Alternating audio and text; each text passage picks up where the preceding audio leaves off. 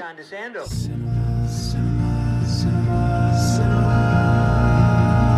Classics, let's go to the movies and share some popcorn, soda pop with our friends.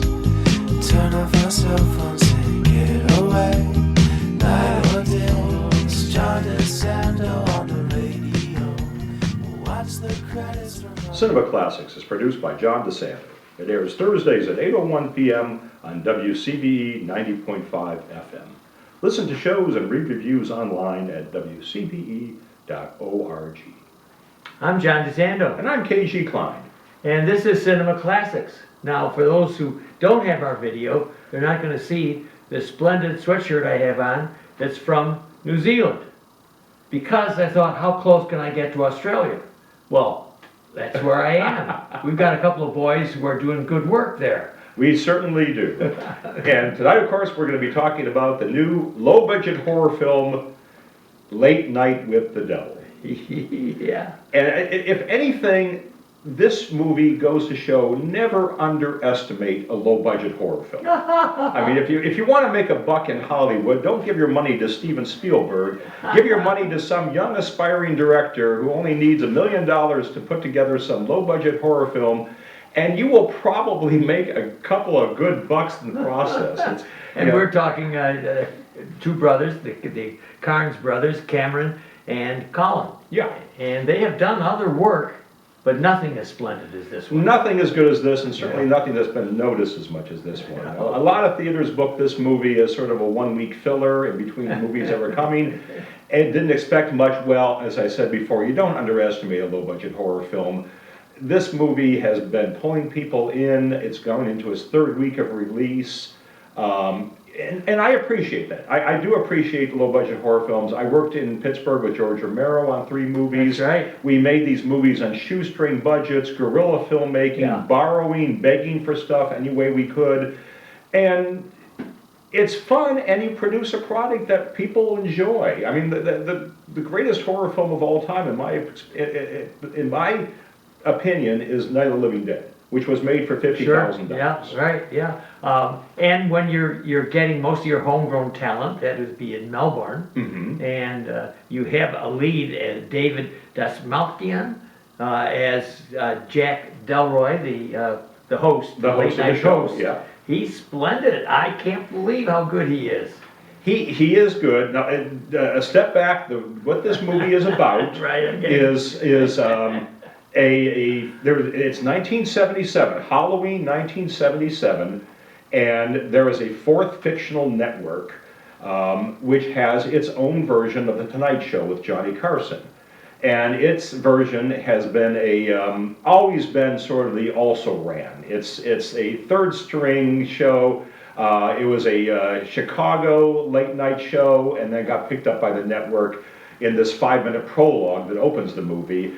And this host has always been compared to Carson, but he's always been compared poorly. And he just can't beat Carson. No, and he's about to lose his show. His ratings have been sagging. Right. Nobody's been watching. So what he decides to do is his Halloween shows have always been his biggest shows. And it's ratings week, it's sweeps week. So he needs to put on a big performance. So he brings in a mystic who can supposedly read people's minds. He brings in a former mystic who is there to debunk the mystic and anything else that's going on. And for his masterpiece at the end, he brings in what we find out is his girlfriend, who brings with her a 13-year-old girl who survived a cult that ended up killing themselves. She's straight out of The Exorcist. Oh my goodness, she is the most effective part of this movie. Yeah. It's really terrific. And the deal with this is that for people like me who actually grew up when Johnny Carson was at his peak in the 70s, this was a big matter in television, the late night talk show. Oh gosh, yes. Yeah, and so the brothers here have taken a subject and they have duplicated that period. The set is worth looking at alone. They're taking you right back to 1977. The opening monologue is jokes about Jimmy Carter and Billy Carter, and It does a good job of trying to get you into the 1977. It's also, we should point out, a found footage style film. Of course, we've seen these before, Blair Witch Yeah, Project. they've kind of lost their sheen, haven't they? And I actually don't mind them that much. I tend to find them to be, again, I'm a fan of low-budget horror films, and I tend to find them reasonably effective. I really did like Cloverfield. I thought Cloverfield was very, very good. But one of two things usually happens when you do these found footage. Either they try to stick to the found footage and make it look authentic, and you lose all cinematography, and all you end up with is a bunch of shots at eye level. Or you start 15 minutes into the movie deciding, okay, we're gonna deviate. And in fact, Ken, I would say that not until the end it doesn't even become apparent, because at the end it kind of fades off into nothing, just as if they'd lost the footage. The novelty here is that this is the found footage is the footage from the TV cameras as they were filming the show, which got locked away as soon as the show ended. Yeah, yeah. One of the things I like about this this film is that it builds. It's a slow going to get to for those who are there for the horror tropes. You got them. They're coming in the last third of this movie. But until that point, I am really fascinated by the way in which the host carries himself. So much of I could even get a little bit of Dick Cavett in there. The set is very Dick Cavett. It does not look like the Carson set at all. No. There's no desk. It looks very much like the Cavett set, which was a more low budget show. Yeah. And the moment you bought the ticket, you knew you were going into a horror film. So the slow burn is very effective. Sure. Oh, it is. You're watching the opening monologue, and then you're waiting for something to happen, and you wait a little while. Nothing really happens until about 20-25 minutes into the movie. I'd like to make sure that we touch on some of those films that have been about TV shows. We can do that in our podcast. Yes, absolutely. Yeah. But right now we're immersed in the 1977, and I would have to say these boys do it as well as anybody. They do a very, very nice job. My issue with the guy playing the host, who's not somebody I'm familiar with, I've never seen this before. He does a good job pulling off that Dick Cavett style, but he doesn't convince me in his monologue. He's not that funny. I know he's trying to be a third string late night horror show, or rather a talk show host. They actually do prove that. Why he hasn't, because he's not that dynamic. To me, he comes across as an actor trying to be a talk show host, because a real talk show host, if they've lasted as long as this guy has, they are funny. They have that timing down. They know how to capture the audience. They know how to fill in the spaces and keep the momentum up. And he doesn't really do that. He comes to me more across as a scripted actor reading a talk show host. Yeah, and even though this is a parody, I find there's very little, if any, humor in this, except that you might chuckle at some of the tropes. You're saying, oh, yeah, there they go, they're opening up his stomach, and let's see what comes out of that. That kind of thing. But you're quite right, he's humorless, and that's one of the things that I think makes him less effective than he could have been. By that, because every talk show host has to be. Yeah, I don't buy him as a long-time talk show host. He would not have lasted this long being this unfunny. I know. But the rest of the cast works. Also, he would not have lasted this long mistreating his equivalent of Ed McMahon. Oh, because he treats the guy horribly. Johnny Carson didn't do that to Ed McMahon. I didn't think that guy was as effective as I thought. No. He's definitely played as the poor old straight guy who is always being rubbed on. But Carson, none of the talk show hosts would ever mistreat any of their staff the way that this guy does.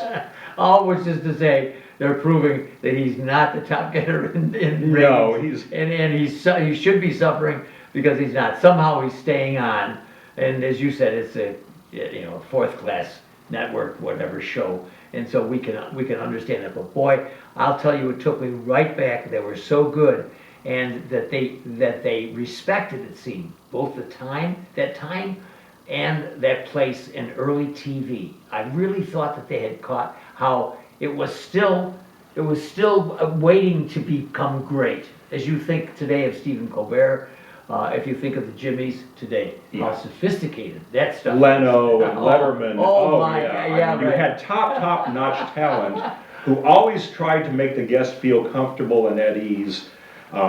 And that's not what's going on here. But the music, I love the music in this. Good one. The use of the theremin gives it that Right. 70s See that? sound. You just get, you can't, if you grew up in the 70s, as you said earlier, you can't help but be immediately taken back by the music. It was just more than a combo, but it was like a little combo you get in a cheap club. It was. They definitely did their research. They got their homework right. Oh, and, boy, they were faithful to it. Now, as you had said, it moves into the horror genre somewhere toward the end, and it gets a pretty bloody business. So those people who love it are gonna wait and see it. This Exorcist takeoff, I thought was interesting, and you liked Lily, was her I name? like Lily quite a bit. Yeah, what was it about her? She is creepy. This is what made it work for me is, now don't expect a Linda Blair exorcist kind of person here. This No, is not, no. this is not that. This is a 13-year-old girl, I believe the actress was 14, who is genuinely creepy. We're told that she was the only survivor of this cult that burned their own house down, and somehow she survived.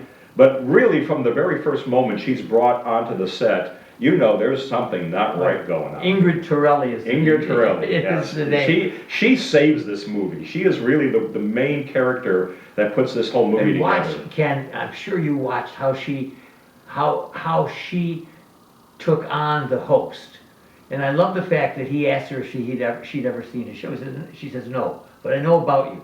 And then she takes him and she leads him along. She is very good about being a nice young woman, but also being potentially scary. She's in control the minute she hits that set. She is. But then it's because she's possessed by a demon. And it's not her that's in control, it's the demon that's in control, because the demon knows everything that's going on. But it's the fact that this young actress is so effective that she pulls off a 13-year-old girl possessed by a very demonic force. I liked her guardian. Oh yeah, Played by Laura Gordon, a very attractive middle-aged Mhm. woman, whom I think I've seen in maybe The Hunters or something like that. Yeah, plays the Something like- psychotherapist who's been trying to Yes. help Lily Boy. and to pull her out of the horror that she went through when she was with the cult. And nicely done as we begin to see that she and the host have a past. Yes. Yeah. Or a and present. Yeah, you know, right. Yeah, but we're never fully told that, and I like No. it. I like the suggestiveness of it. Now, as the movie progresses beyond just the possession phase, it starts getting very surreal. The idea that this was a show is breaking down. The walls are coming down. The scripts are failing.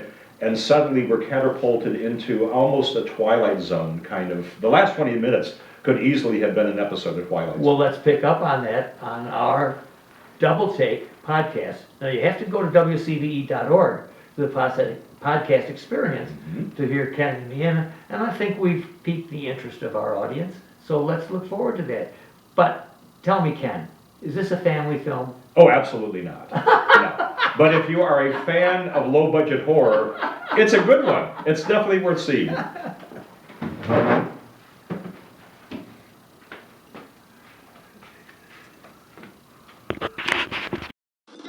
I'm John DeSando.